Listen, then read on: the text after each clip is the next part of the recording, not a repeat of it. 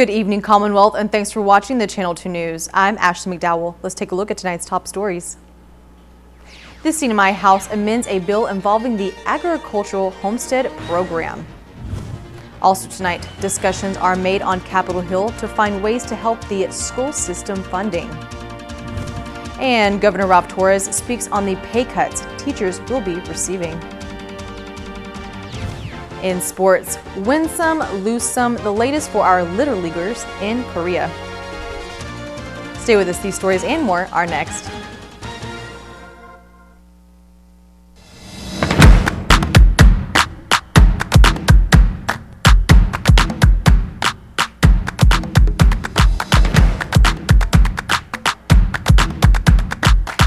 The phone you want now on the best network and a plan that gives you endless data on chat, social, and music apps. Tell your Docomo Pacific rep you want now with access. Docomo Pacific, better together. Some conditions apply.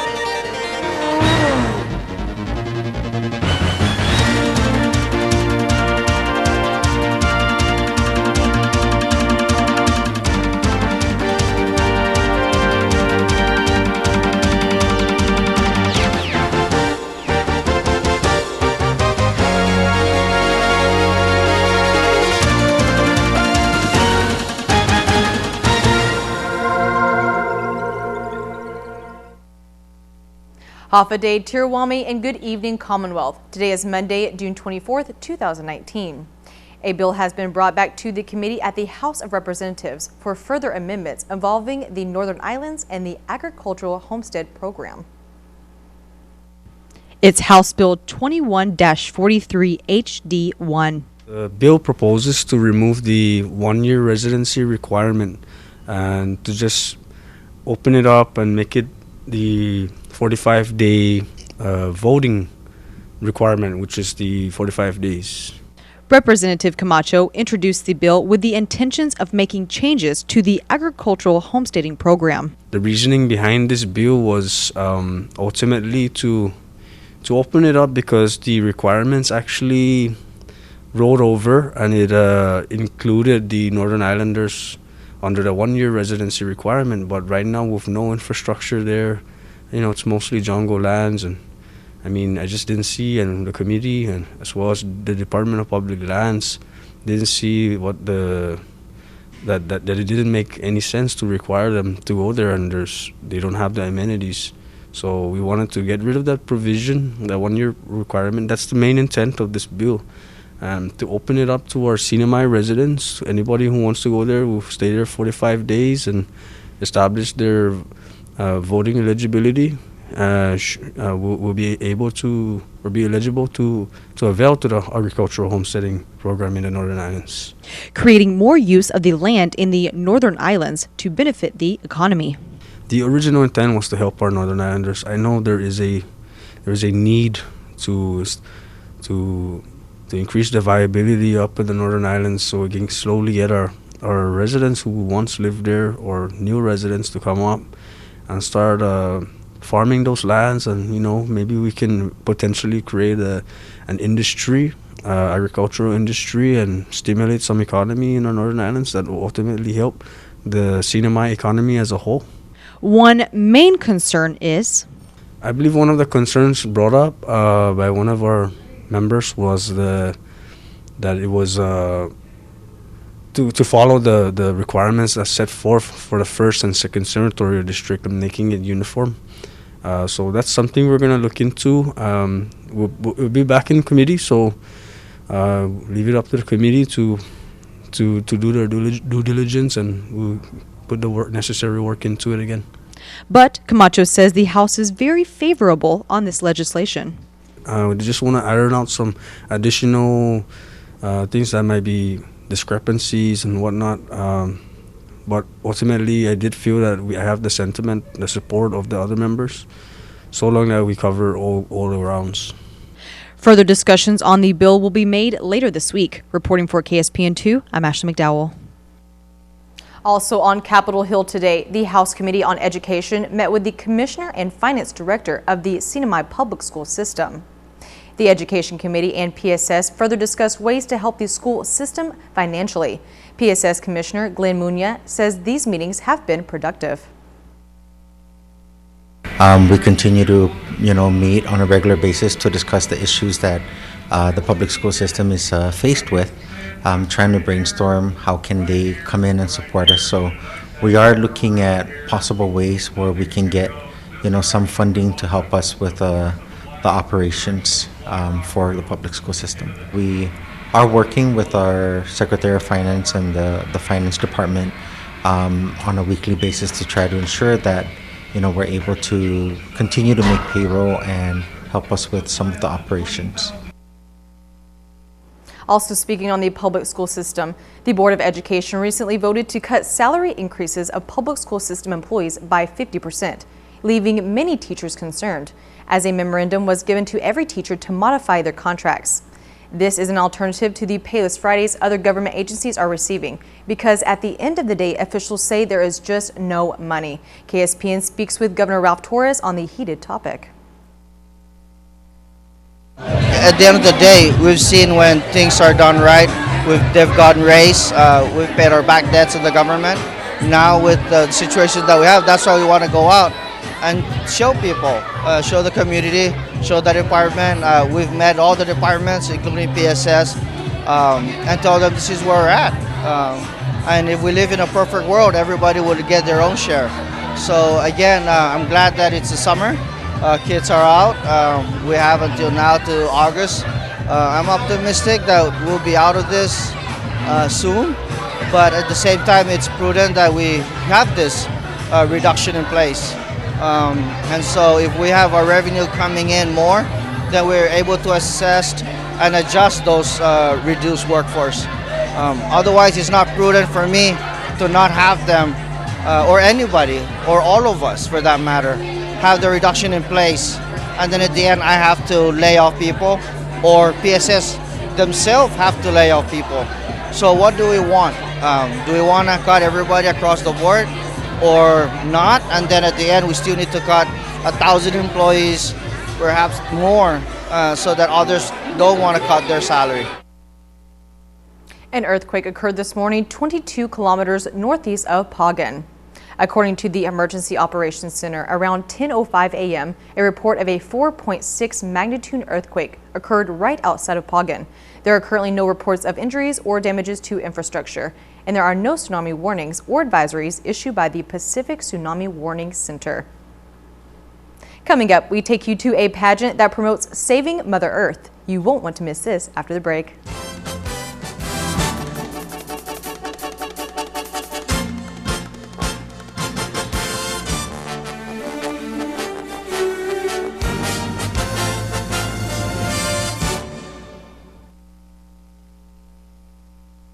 Get the phone plan you're looking for at IT&E. Stay connected with the strongest, widest, and most reliable network in the Marianas. Stream, share, play, shop, and surf the web with super fast 4G LTE data.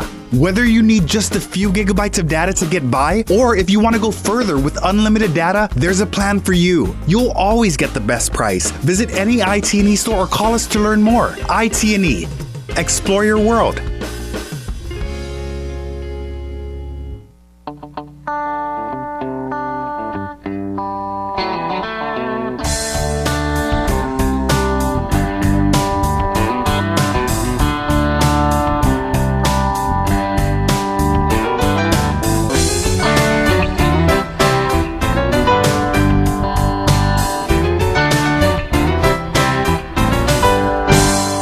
Bubblegum Shrimp Company opens daily at 11 a.m.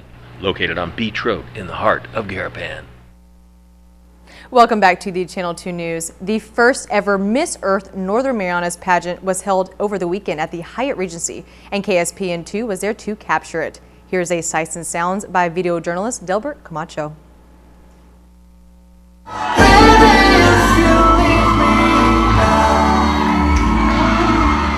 It's the first ever Miss Earth Northern Marianas pageant, a pageant launched in 2001 that promotes the preservation of the environment and the protection of Mother Earth.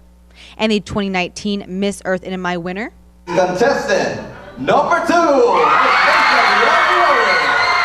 by first runner-up, Miss Earth Northern. Contestant number 7, it's Fiona Davis. In the Miss Earth pageant, 8 ladies compete in not only beauty, but also in promoting and protecting the environment and ecotourism. Educate the children for future preservation of our land and teach the tourists how to respect our land. For the future, for the sustainability of the CNMI. Hand in hand, together as one, united, we can make a difference within the CNMI and improve the standard of living. Together as one Tautau Marianas. With all the things we are facing with climate change, from rising sea levels to ocean acidification to oxidization, it's very important that we stress these issues to our youth to get them young so that in the future they can become environmental leaders for the CNMI. Living on such a beautiful, special island, we have a responsibility to protect and preserve the species and the natural habitats. Pollution, the problem with recycling, our waste management, these are all issues that we should all consciously be thinking of every day. So if I could make a difference, I would like to continue the beauty of the Marianas. Recycling prevents pollution, and it's a great way to help protect our environment. It reduces the need to collect new raw materials and the waste that is being released on our landfills.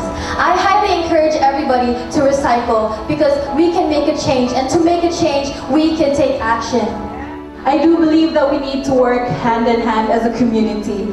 We need to be responsible in everything we do. We should reflect and rethink about the consequences of the action that we are taking.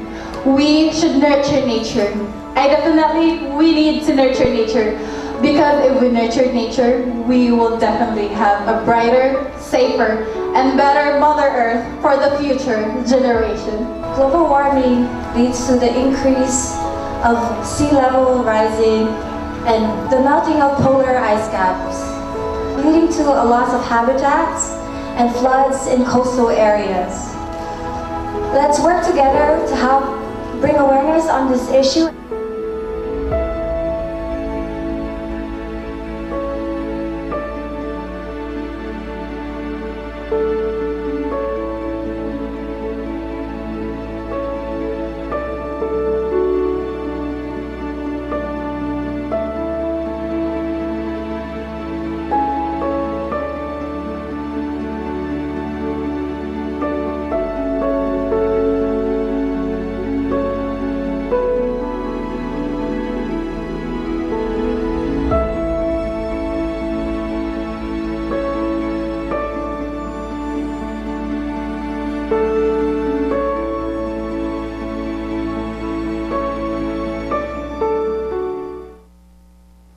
On Guam, Catholic Social Services and its partners are providing support for survivors of dating, sexual, and domestic violence. And a mentally unstable woman is charged for smashing in the windows to a rental car. KUAM reports. Hafaday Sinamai, here's what's making news on Guam. Guam's network of social services for survivors of domestic, dating, and sexual violence is expanding. Here's more. Guy Animas, or Have Courage. That's a message the Catholic Social Services and its partners hope to encourage with the new coordinated entry system. It's meant to provide more support for survivors of domestic, dating, and sexual violence and stalking. CSS Executive Director Diana Calvo.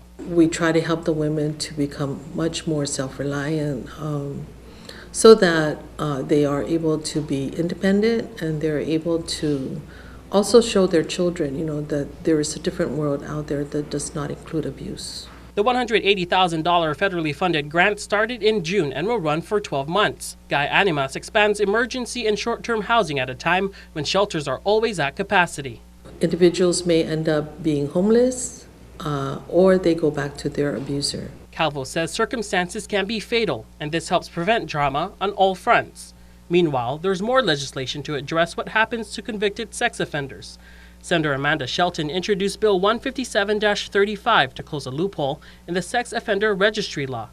It would require convicted sex offenders to put themselves on the registry during an appeal, which can take years. It's about protecting our community and protecting people who live here. We want to start making legislation that's victim-centric. She says that support accompanied by proper legislation can prevent violence and help the island heal.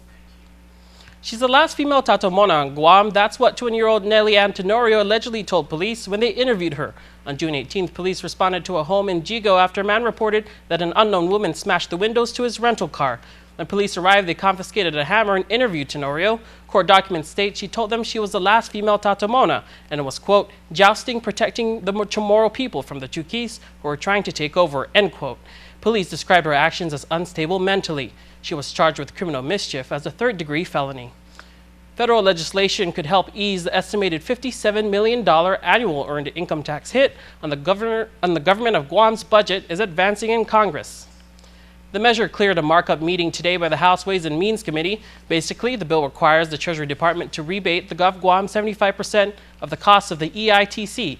Federal Affairs Committee Chair Senator Regine Bisco Lee has been following the legislation and sent a letter to Ways and Means Chairman Richard Neal, thanking him for sponsoring the bill and outlining its impacts to Guam.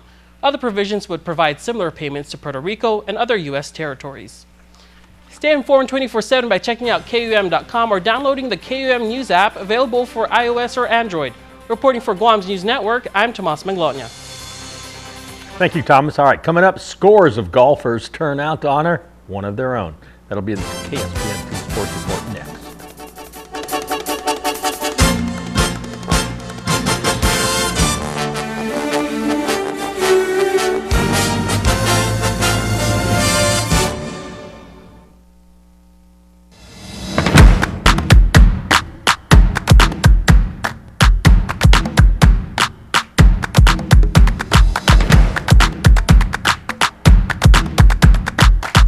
The phone you want now on the best network and a plan that gives you endless data on chat, social, and music apps. Tell your Docomo Pacific rep you want now with access.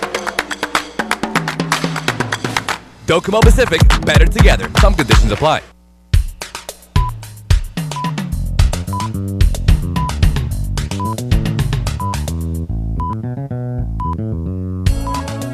Good evening and welcome to Channel 2 Health Talk.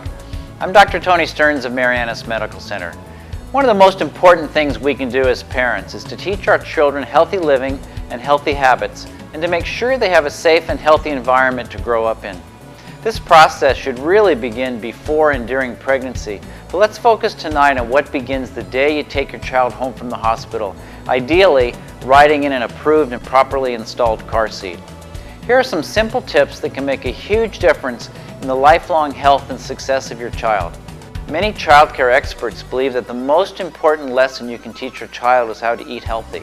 It's the key to lifelong health and longevity, and it's your responsibility as parents to set a healthy example. If you don't eat healthy foods, you can't expect your kids to. Read to your child a lot, ideally for at least 15 minutes a couple of times every day. Daily reading helps develop language and communication skills, and studies show that children who are read to every day do better in school and are more successful in life. Turn off the television and other electronic devices. Experts recommend no television or videos or electronic games before the age of 2 years. That's right, no television or videos before the age of 2. None, including Baby Einstein and similar programs. Kids need to interact face-to-face with other humans to learn important language and other interpersonal skills, and the first 2 years of life are critical for this development. Just turn off the TV and interact with your child. Encourage your child to be physically active and foster lifelong interest in sports and other activities. Make sure your child has a safe environment. Accidents are the leading cause of death and injury for infants, children, and teenagers. Also, always make sure your child is appropriately restrained in your car. Finally, make sure your child gets plenty of rest. By following these simple tips, you can help ensure that your child grows and develops into a healthy adult with lifelong skills and habits that are the best way to remain healthy and prevent disease, to be successful, and to live a long life. Thank you for joining me. I'm Dr. Tony Stearns of Marianas Medical Center. Please join me again next week and have a healthy week.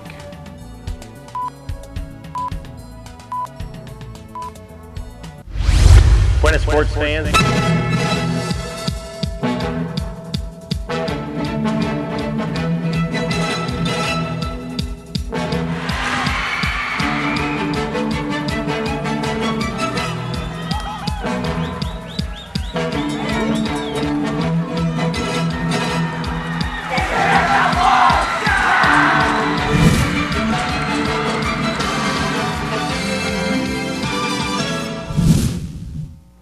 Buenas sports fans, the CNMI Little League All-Stars are in Korea for the Asia Pacific Regional Tournament. Let's see how they're doing so far. Well, so far it was good. First game, CNMI pummeled Vietnam 18-2 in only 3 innings. Next up, Hong Kong. Albert Adriano and Dylan Santos shut out Hong Kong until the top of the 6th inning when they erupted for 3 runs in the top of the 6th to lead 3-2. But then the CNMI rallied for 2 runs in the bottom of the 6th. Highlighted by Dylan's game-winning base hit. Well, this afternoon, the CNMI took on New Zealand, and the Saipan squad was leading 3-2 in the final inning, only to see the Kiwis explode for 6 runs in the top of the 6th to win this one 8-3. Joey Delacruz had a couple of hits to lead the CNMI offense. The last Pool B game for the CNMI will be versus Chinese Taipei. In Pool A, Korea is 3-0, outscoring opponents 41-1, including 11-zip over Guam. In the 50-70 tournament, Tinian, representing the CNMI, fell to the Philippines 5-1. Joten Enterprises sponsored a 1-day golf tournament Saturday, so let's head out to Lau Lau Bay Golf Resort. Winners got Laddie Stone trophies made from trees destroyed by Super Typhoon U2, while the coolest looking trophy was not from Joten Enterprise. It was for Joten Enterprises, donated by Matson Shipping. With a limit of 148 players, this tournament maxed out quickly. It's a very special event for us, and it's for a good cause, for the Joten Daidai Foundation, which helps the community in many different ways. But one of the big things that my grandparents taught us was education. And so a lot of the funds that we're raising today will go towards future NMI students who are going off island for school, and in some little way we're able to help them out. And, the tournament doesn't happen often. First one was in '95, second one was in 2013, which was my grandfather's 20th anniversary, death anniversary. And today, this year, we celebrate the 70th anniversary, so it's a kind of big milestone. After an early morning shower, the sun broke out. Winds greeted the golfers as they drove the Lau Lau Bay East course. Hey, good morning. Sarah's congested. Off-road, is that off-road golf cart there? It is right there. You better get out of here. We're warning you. She hit it right where those carts were. For some reason, this tournament was more dangerous to cover. Everybody wants to hit it to the girls. They hit it to you? Did they do that on purpose, obviously? What are you going to do with the ball now? Are you going to move your cart? Is that legal? You know the rules? Oh, there it is, right there. Wow. Lorraine Babauta on number 9, her long putt. Oh, it just slips by the hole. If that had gone in, it would have been a highlight.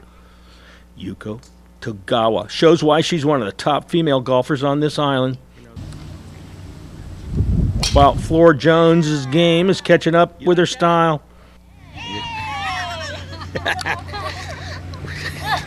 Congratulations, you won the KSPN2 Best Dressed. Van Shelley, one of the many players coming from Guam, on the wrong side of the sidewalk to where the birdies lie, or they don't lie. Whoa. Ooh. Oh! Here's James Benavente looking good in the fairway, but looks can be deceiving, and this time they were because he landed in the out of bounds behind the green. Oh my. Well, the pin placement on number 7 was devilish. James had the right idea, but the only roll he likes is a cinnamon roll. The comeback putt. Oh, it doesn't get back enough. Let's just say he didn't win. The real winners were all those who came out. I got it, he got it. To support the Dai Dai Foundation on this day. JJ Antilig and Jin Young Chung shot tournament lows of 72. JJ won the championship on a tiebreaker. Well, holding a golf tournament in honor of the late Joe Ten was quite appropriate considering how he loved to hit the links. Here's an example of good fashion on the golf course. Notice how the shirt and socks match. The shoes and socks complement each other, and the hat is sporting comfortable. The shorts, however, are from a time gone by. Joe Ten passed away 27 years ago, but his legacy lives on. Son Clarence was born the same year that Joe Ten Enterprises began, and both are celebrating the Big 7-0. Honor him because he loves to play golf, and he also because we're in business and we like to give some part for the community. Now this is being organized by the third generation.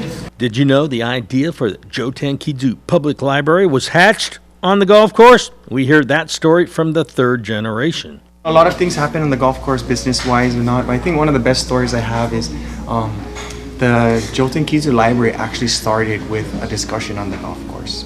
And I was playing with my grandfather in Kizu, with my cousin John Paul, and they kept talking about the library, and at that time the only library they had was in the school. And when you get two great minds together and they talk about it the whole day, eventually the Joten Kizu came out of it, and it started on the golf course. A part of Joe Ten, the golfer, was on the course Saturday. Hole number 7, son Norman blast out of the sand trap onto the huge green at number 7 East Course that's hugging the cliff line. Very difficult pin placement that day in the rear corner. All right, the ball catches the slope, but it stops still 7 feet away. His second putt left him with a tricky downhill lie. His fourth putt, that's no gimme. All right, blame the putter. I just changed my putter. Why? I just found out it was my dad's putter. Oh, is that why you got an 8 on that hole? Yeah, exactly, double par. Okay, that's why. Okay, it's not your ordinary putter. Let me see. It's like there's a diamond in there. Diamond? And that was your dad's putter? Yeah, and it's been sitting in my house. I didn't know it was. You just grabbed it? Did you? Yeah. Here's the windup and the pitch. I don't believe what I just saw. Let's roll at Gold's Gym Saipan with group exercise for every body. Total Resistant Exercise, or TRX, helps develop your core and improve strength. And Zumba toning is probably the funnest way to get fit. The Shake Cafe is a great place to stop by for a meal replacement or supplements. Today is the first day of the rest of your life.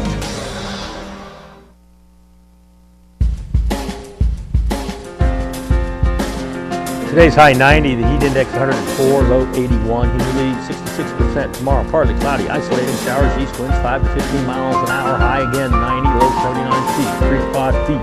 Sunrise 5:48, low tide at 9 past 8 in the morning, a high tide at 38 past noon, sunset at 6:50. 6:50, all right. Ashley, you were the MC for that Miss Earth contest. I was. And I was busy, I couldn't go, but tell me, what did I miss? Was it? These ladies were beautiful. They were dressed amazing, and they had their advocacy for, helping protect the earth, Mother Earth. So. Well, we need the earth to be good, saved. yeah, That's a pretty important thing. It's kind of a unique pageant. I really like it. I really enjoyed it. The vibe was nice. Everybody was nice. Everything turned out good. Well, that's nice, and our show is over too, and that's nice. All right, well, we're going to end that niceness and Wish you guys to have a great rest of your night and tune in tomorrow night at 6. Have a nice night, everybody. We'll see you tomorrow.